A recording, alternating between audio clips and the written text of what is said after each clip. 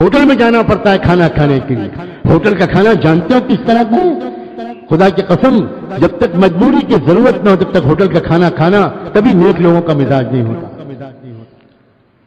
کیا لوگوں نے سمجھا ہے؟ کیا ہے دین؟ داڑھی رکھ لی, کرتا پاجامہ پہن لیا, سمجھ گئے کہ ہم بڑے دیندار ہو گئے. یہ تماشا ہے, تماشا.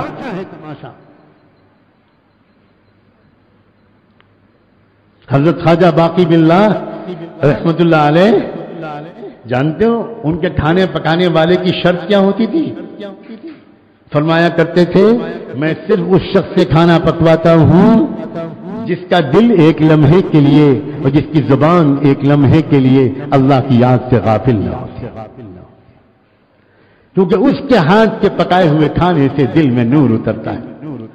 فرمایا کرتے تھے کہ جس دن میرے پاس ایسا کوئی پکانے والا نہیں ہوتا میں روزہ رکھتا ہوں اور شام کے وقت میں دودھ سے یہ لسی سے افطار کر لیتا ہوں, کوئی پکی ہوئی چیز نہیں کھاتا جب تک کہ ذکر میں ڈوبا ہوا انسان میرا کھانا نہ پکائے.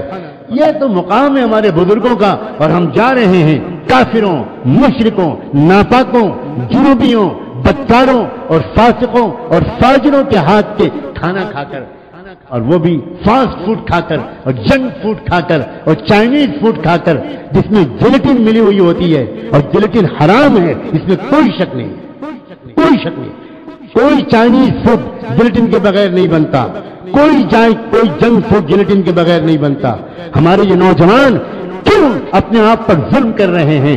یہ خنزیر کھا رہے ہیں, خنزیر.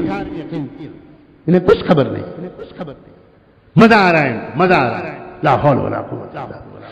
ان کو نماز کی توفیق کیوں نہیں ملتی؟ ان کے فجر کی نماز آنکھ کیوں نہیں کھلتی؟ اللہ کہتا ہے فرشتوں سے سنا دو اس بدماش کو, اس کو میں اپنے سامنے کھڑا ہوا نہیں دیکھنا چاہتا.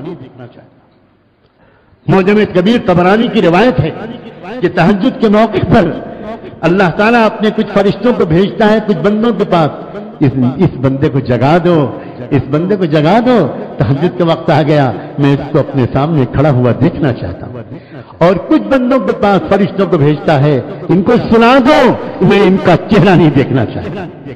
تب تو تہجد سے آگے بڑھ کر میں کہہ رہا ہوں فجر کی نماز میں اٹھنے نہیں دیتے اللہ ان لوگوں کو جن کے پیٹ میں خبیث کھانا گھسا ہوا ہے, حرام کھانا گھسا.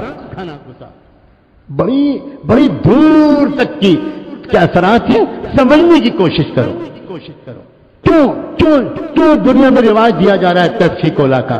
کیوں دنیا میں رواج دیا جا رہا ہے جنک فوڈ کا؟ کیوں دنیا میں رواج دیا جا رہا ہے میک ڈونلڈ کا؟ کیوں دنیا میں رواج دیا جا رہا ہے؟ احمقوں, میں آج میں اپنے لہجے کو سخت ترین بلانا چاہتا ہوں. او بیوقوفوں اور عقل کے دشمنوں, تم پڑھے لکھے سمجھتے ہو اپنے آپ کو؟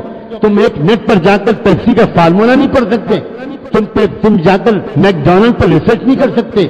میک ڈونلڈ میں لندن میں انسانوں کا گوشت پکڑا گیا ہے. پہلے گھوڑوں کا گوشت کی خبر آئی, گدھوں کے گوشت کی خبر آئی.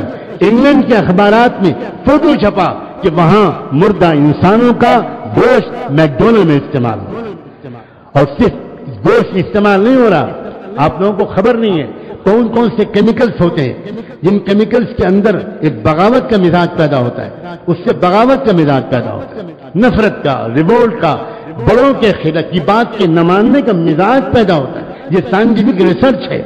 اور وہ یہ سارے ڈرنکس میں اور یہ سارے کھانوں میں اور یہ سارے چائنیز فوڈ میں جو مسالے ڈالے جا رہے ہیں ان میں وہ کیمیکلز ہیں جن کیمیکلز کے اندر جاتے ہی انسان کے اندر ماں باپ اور اپنے استادوں, اپنے پیر, اپنے شیخ اس کے خلاف بغاوت کا مزاج پیدا.